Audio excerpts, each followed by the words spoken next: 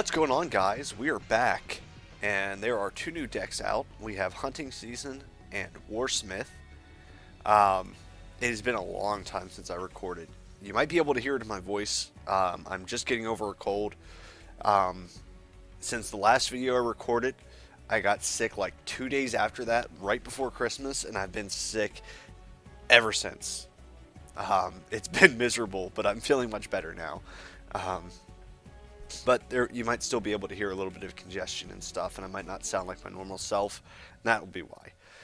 But I am feeling better, and we are going to take a look at these decks. I'm going to do a real quick deck analysis of these guys.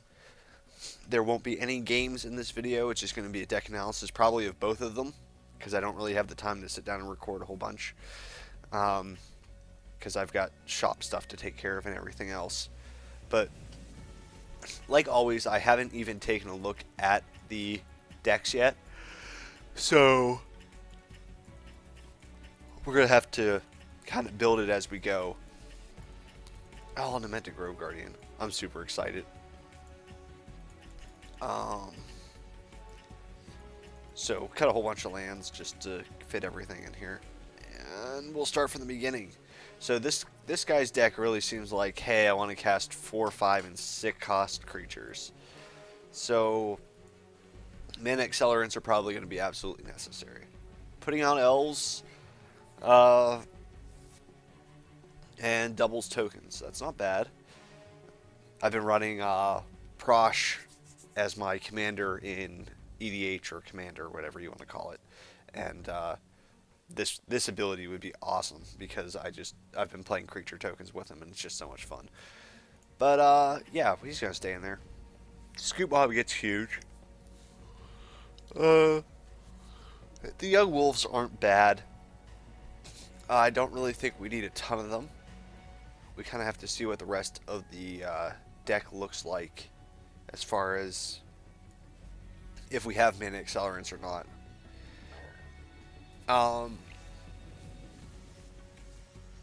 So right now, I'm gonna say no to these guys. And I'm gonna say no to Thrive. It's it's a very underwhelming card. You just put X +1/+1 counters, or put 1 +1/+1 counter on X target creatures. So I mean, you really have to have enough creatures to actually cast it, and it's only 1 counter. So it's kind of an underwhelming card. Primordial Hydra can get out of control very quickly. So in this kind of a sealed format, it's good. Normally, like in standard, I'd say no, but I mean, he's decent in like commander and stuff, so I would play him in this. Vine Lasher Kutsu is sick, especially if we're looking to mana excel later, which I'm hoping we are. The Kutsu's good.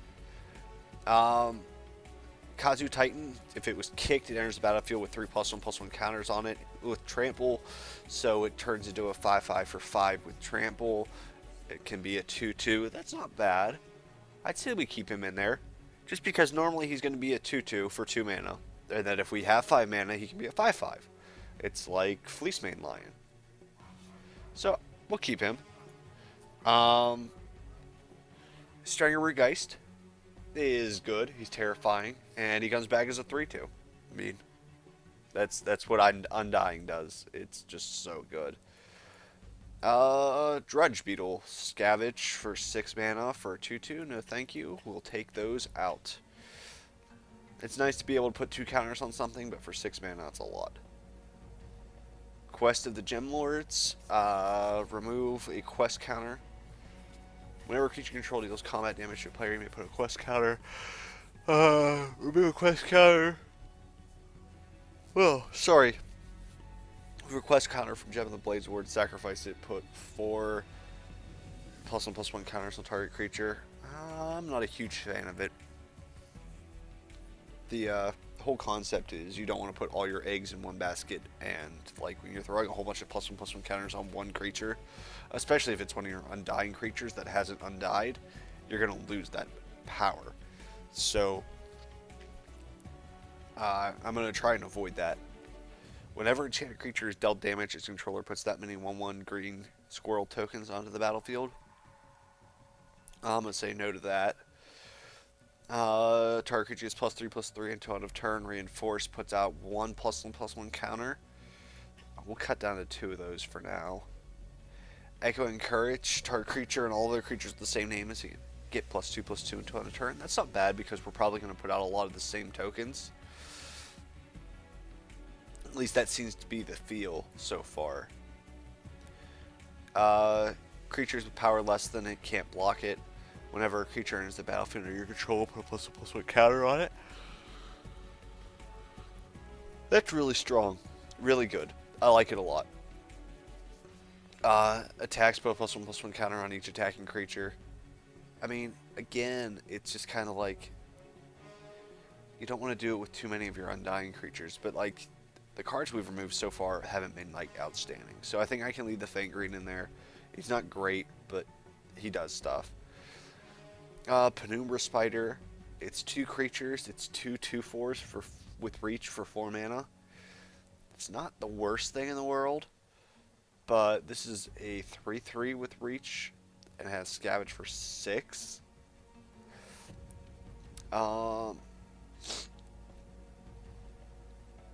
I don't think we need that much reach, so I'm going to cut down to 1 of each of these guys so that we have a little bit of versatility in our reach cards.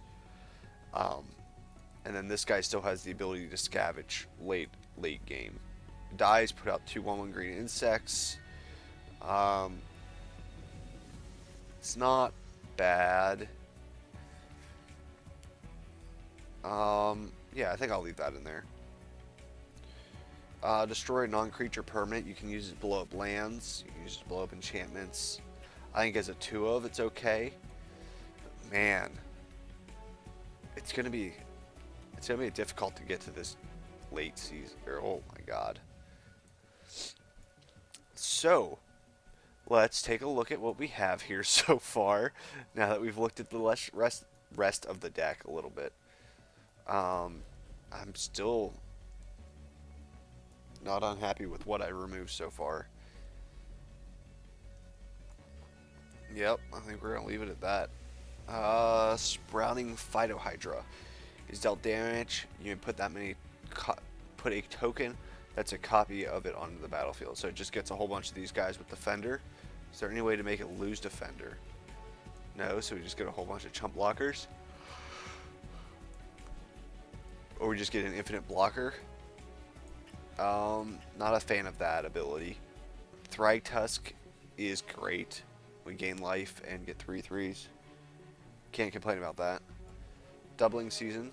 If an effect would put more than 1 token out, it puts double. If it had effect would put more than 1 counter, it puts double. So definitely something that you want to have in this kind of token themed deck. 5 mana, put out a 4/4 Beast flashback for the same price. So 2 4/4s for 5 mana, that's not bad. Bestial Menace, you put out a 1/1, a 2/2, and a 3/3. It's not bad. Yeah, but you definitely need to keep the Doubling Seasons in there because of just the amount of tokens that are coming out of this. Put 2 2/2 green border creatures, threshold. If there are 7 or more cards in your graveyard, you put out 4. And it has flashback. I'm going to say no to these guys. We want to kind of keep our curve. We probably want to play 25 or 26 lands. We'll keep it at 26 for now. Force Walk. When the attacks are blocked, you put out a 2/2 wolf creature or 2/2 cat warrior creature token with Force Walk on the battlefield. That's not bad. Jugen. When he dies, you put out 5 +1/+1 counters among any number of target creatures. It's only good if there's other creatures out, so I'm going to say no to Jugen.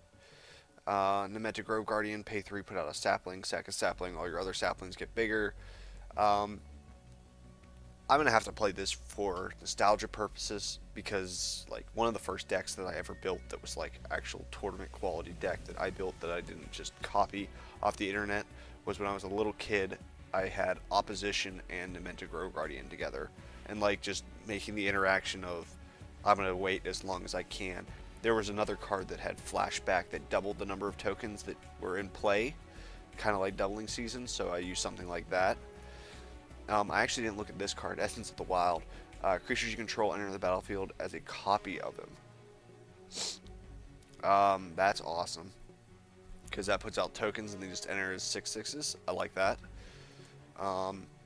Symbiotic Beast dies, you put out 4/1/1 green creatures. It's not great. I'm going to say no to it right now. Whenever a creature you control dies, put a +1/+1 counter on target creature where X is the power of the creature that died. That's got a lot of synergy with the doubling season, so it's something that we might want to consider playing. We kind of have to see what the rest of this looks like.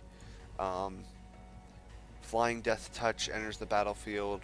Put 4/1 green creature tokens with Flying and Death Touch onto the battlefield. So that's 6 power for 7 mana, but they all have Death Touch.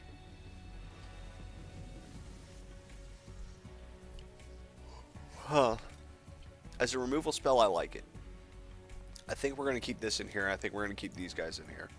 Penumbra Worm has to stay in here. This was the first rare that I ever got, so it has to stay in this deck. Absolutely has to. I love Penumbra Worm. Living Hive deals damage to a player. You can put that many 1/1 green insect creature tokens on the battlefield. It's 8 mana. It's not bad. At the beginning of each upkeep, Verdant Force puts out a 1/1 green sapperling. I'm going to say no to that one, because we've got enough of those effects already. Biorhythm is just a broken card and can be used to kill you sometimes, so you just don't want to play it. Terracodon is good enchantment and stuff removal. Degree of Savagery, I'm going to say no because it's got a very high cost even if you cycle it. And Crush Worms is a very, very good late game finisher, but these worms don't have trample, so they just kind of don't do much. So we've got 9 too many cards. So we probably want to cut those from the 6+ creature costs thing. So I think the first thing we cut is we're going to end up cutting these Demented Grove Guardians. As much as I don't want to, they're good, they do dumb things, if you can pay the mana, but like there's no mana excel in this deck and I don't know why. So we'll cut those guys. I really want to cut more at this 6 cost because it's a little high. Like the 5 cost and the 4 cost are both really high as well, but they do stuff, so I'm okay with that.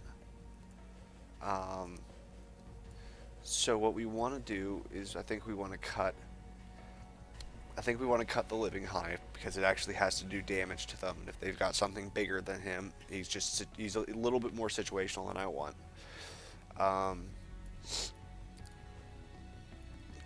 We should cut probably the Penumbra Worms, but they don't get cut. They absolutely cannot be cut from this deck. So, I mean, we're going to have enough tokens anyway. I don't think we need the Death's Presence. We'll play out a couple games later and decide whether or not we think that's necessary. But for now, I'm going to say no. And that brings us down to 889, which is a little bit better. I don't like 3 doubling seasons. I think we need 2. I mean, if you get 2 out at the same time and you're able to continue to stabilize, you're going to be fine. But if you have 1 in your hand and 1 on the field and you have no... Like, I'd rather have another creature than a second doubling season. So I think that's what we're going to do with that. And then I've got 4 more cards to cut. With us having the Terracodon in there, I'm going to cut both of those. Because we do have Terracodons. 2 of them. So that's more than enough removal for non-creature permanents. I mean, this is nice to blow up land early, but we don't have any mana excel to get up to that point. So, I'm going to get rid of the Echoing Courage. It's a finisher, but actually, you know what? I'm going to leave that in here, and I'm going to get rid of the 2 Earth Bronze. And that brings us down to 60. I like it. It seems like it'll be good. So we got Rise the Redeemed.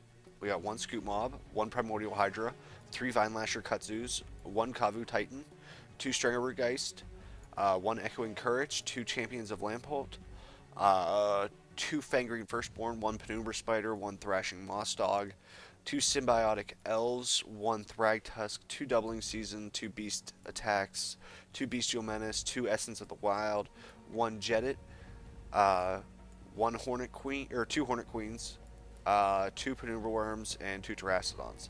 So I'd like the list. Let me know what you guys think of it. I'll try and record some videos here later tonight. But this video is going to go up the same day that I recorded this. So later tonight, I'm going to try and record some videos. We'll see if that actually happens. Thanks for watching, guys. Thanks for supporting the channel, even in my absence. Again, I apologize for being sick. It sucked.